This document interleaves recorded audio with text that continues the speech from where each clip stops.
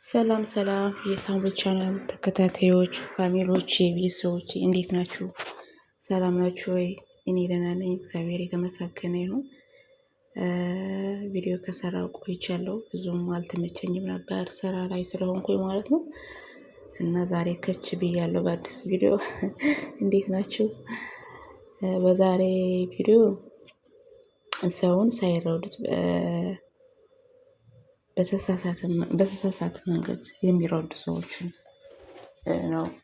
አንዳንድ ጊዜ የሆነ ሰው ዝም ብለን በሆነ ቅጽበት በሆነ አጋጣሚ እንተዋወቅና ከመተዋወቃችን ብዛት ስታወራ ወይ ስትጫወት በቃ እንደዚህ ቴክስት ስትጻጻፍ ሰላምታ ስትጠያየቅ ትኖራለህ በሰላም መንገድ ማለት ነው። እና ከጊዜ በኋላ አንተ ሳይገባህ በማይረዳህ መንገድ በቃ ከማትጠብቀው ሰው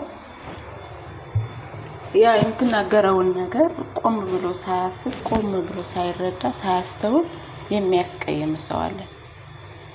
እውነቴን ነው። እኔ አንድም ሁለትም አይደለም ብዙ ጊዜ እንደዛ አጋጥሞኛል። ግን እኔ አልማርም፣ ለምን እንደሆነ አላውቅም። ድጋሚ እንደዚህ አይነት ቦታ አልገኝም እና በቃ ዘው ብዬ እገባለሁ። ሂጄ ደግሞ ተጎድቼ ነው የምመጣው። እና ለምንድነው ግን አንድ ሰው ሲያወራ ከመፍረድ ወይ ደግሞ ያልሆነ ነገር መልስ አጸፋ ከመስጠት ይሄንን ያለችው እንደዚህ የተናገረችው ለምንድነው ብለን ለምንድነው የማናስተውለው? ለምንድነው የማናስበው? ለምንድነው ለመፍረድ የምንቸኩለው?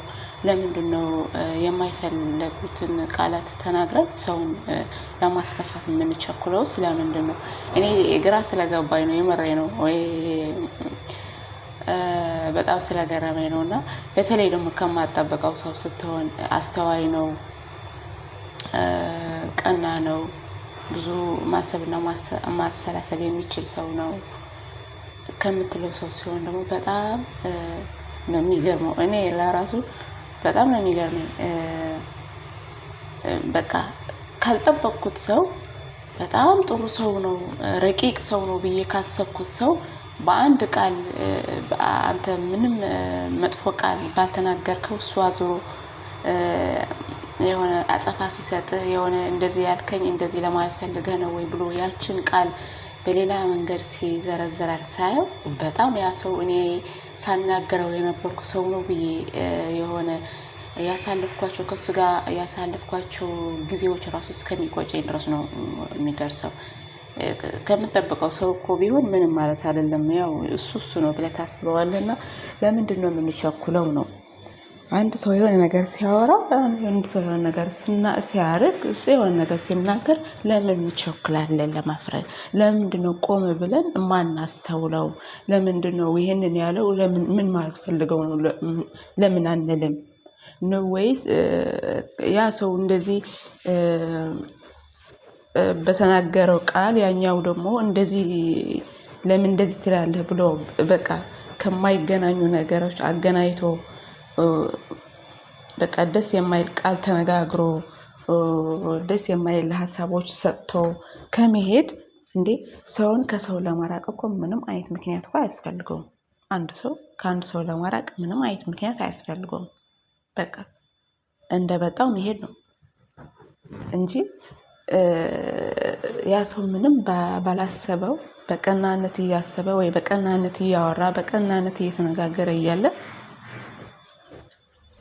ያ ደግሞ ተቀብሎ እንደዚህ ያልከኝ እንደዚህ ለማለት ፈልገህ ነው ወይ ብሎ እንደዚህ በቃ ደስ በማይል ቃላት ከሱ ከማጣብቀው ቃላቶች ብድግ ቁጭ የሚያደርገው ሰው ግን እኔ በጣም ነው የሚያስጠላው፣ በጣም ነው የሚደብረው። እዚህ ጋር አንድ ሰው ማስተዋል አለብን። በቃ ስናወራ ስንነጋገር ሰው ሆኖ የማይሳሳት የለም። ስህተትን ቢሳሳትም ስህተቱን ማረም ነው እንጂ የሆነ አላስፈላጊ የሆነ ቃላቶች መናገር የለብንም። ከሁሉም ደግሞ ቅድም እንደጠቀስኳት ነገሮች ስንነጋገር ነገሮች ስናወራ ቆም ብለን እንደማሰብ ቆም ብለን ነገሮችን ያችን ቃል ምን ለማለት ፈልገህ ነው ወይ ምን ለማለት ፈልገህ ነው እንደማለት በቃ በቅጽበት ተቀይሮ ያ ሰው ልክ በቃ ወደ ሌላ ነገር ተቀይሮ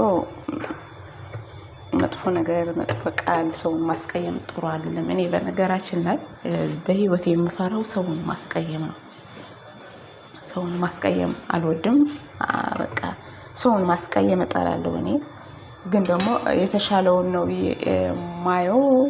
በእኔ በስምረት አስተሳሰብ እኔ ከማስቀይመው እሱ አስቀይሞኝ ቢሄድ በጣም መልካም ነው። እሱ ነው ደግሞ እኔን የሚያጋጥመኝ። በዚህ ደግሞ ደስተኛ ነኝ።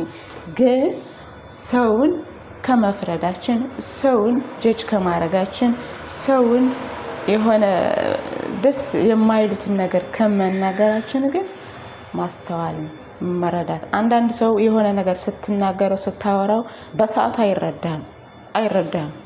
በሰዓቱ አይረዳም። እኔ ደግሞ በተፈጥሮዬ ከሰው ጋር ሳወራ አንዴ ሁለት ጊዜ ያወራለሁ። ከዛ በኋላ ደግሞ ማብራራት አልፈልግም፣ አልወድም። በቃ አንድ ሰው ካመነኝ ያመነኛል፣ ወይ ደግሞ ከገባው ይገባዋል፣ ካላመነኝ ደግሞ አላመነኝም ነው። ብዙ ጊዜ እንደዚህ ማብራራት ምናምን ያኔ አልፈልግም እና በቃ በሰዓቱ ደግሞ ያ ሰው ስታወራው በሰዓት ስለማልፈልግ እኔ የማስረዳት ችግር ኑሮብኝ ሳይሆን ያ ሰው ግን በሰዓቱ መረዳትና ማዳመጥ ስለማይፈልግ ብቻ ነው። ከረፈደ በኋላ ስለሚገባው ብቻ ነው። እንደዛ ነው ብዬ ነው እኔ ማስበው የምገምተው። ስለዚህ እኛ በኋላ ከሚረዳና ያ ሰው ደግሞ የማስረዳት ችግር አለባቸው ብለን ከምንፈርድባቸው እነሱ ምን እያወሩ ነው፣ እነሱ ምን እየተናገሩ ነው ብሎ ራሳቸው ጭንቅላታቸው መፈተሽ አለባቸው። ከረፈደ በኋላ ከሚረዱት በሰዓቱ መረዳት ያለባቸው የእነሱ ኃላፊነት ነው ብዬ አስባለሁኝ። እና በቃ እኔ ለዚህ ቪዲዮ ነው የመጣው፣ ይህንን ለማካፈል ነው የመጣው። ሰውን አለመፍረድ፣ ሳናዳምጠው ሳይገባን ሀሳቡ ምን ለማለት ፈልጎ ነው ብለን ሳንረዳው አለመፍረድ። በቃ ኃይለ ቃል አለመናገር፣ መጥፎ ንግግር አለመናገር።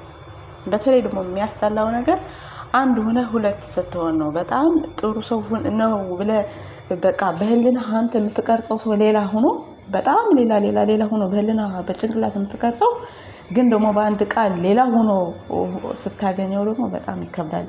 እና ሰውን መፍረድ መቸኮል የለብንም፣ ማዳመጥ አለብን። በተቻለ መጠን ደግሞ መረዳት አለብን። ያኔ መረዳት ስል የምንናገረው ነገር ምን እያለች ነው ወይ ምን እያለ ነው ብለን መረዳት ነው ያለብን እንጂ ያኔ ያ ራሱ በራሱ ጥፋት በራሱ ስህተት ሳይረዳው ቀርቶ ያ ለዛ ለሚያወራው ለሚናገረው ሰው ግን ደግሞ ልክ የማስረዳት አቅም እንደሌለው አድርጎ ቆጥሮ በኋላ ደግሞ በተናገረው ቃል ይሄንን እንደዚህ ያልከኝ እንደዚህ ለማለት ነው ለምን እንደዚህ ትለኛለህ ብሎ እንደዚህ መጥፎ ቃል መናገር ጥሩ አይደለም። መጥፎ ቃል መጥፎ ነው። እኔ በነገራችን ላይ አንድ ሰው ከወደድኩት ነው በቃ፣ ከጠላሁት ደግሞ በዛው ልክ ነው በቃ። ድራሹ ላይውም አልሰማውም አልፈልግም። እና ሰውን መፍረድ መቸኮል የለብንም፣ ማዳመጥ አለብን። በቃ ማስተዋል፣ ማሰብ፣ ማገናዘብ፣ ማሰላሰል አለብን ብዬ አስባለሁኝ። ፋሚሊዎቼ መልካም ቆይታ ይሁንላችሁ። ባይ ባይ።